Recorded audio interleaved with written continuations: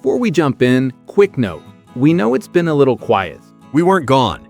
We were setting up the studio and getting everything right. Good food takes time, so does a good kitchen. Thank you for your patience and for being here. Now, let's talk about why your fries never get crispy. Before we start, quick reminder. If these conversations help you cook better, subscribe and share this with someone who loves fries. Because today we're talking about fries, and mine never get crispy. Never? Never. They look okay for 30 seconds, then they die. That's not frying, that's steaming. I've tried everything. More oil, less oil, different potatoes. And how did they turn out? Soft, limp, sad. People think fries fail because of oil. But oil is rarely the problem. I thought frying meant deep oil and high heat. Heat matters, but moisture matters more. If water stays on the potato, it can't crisp. So I'm trapping steam. Exactly. I cut the potatoes and fry them immediately. That's mistake number one. Fresh cut potatoes are full of surface water. So they steam instead of fry? Yes, fries need dryness before oil, I put them all in at once. That drops the oil temperature instantly.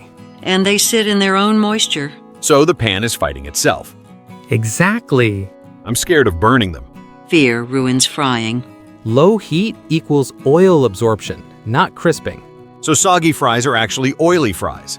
Yes, just quietly. I salt before frying. Salt pulls moisture out.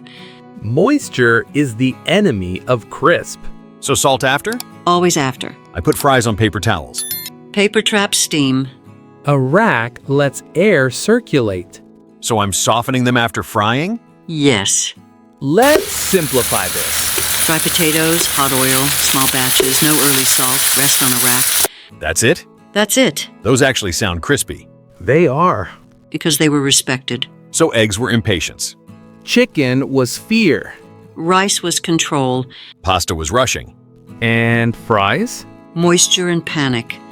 Crispy food needs space, heat, and patience. Not more oil. Not more tricks. If this helped you, subscribe and share it with someone who loves fries. And don't just watch this. Walk with this information into your kitchen and use it.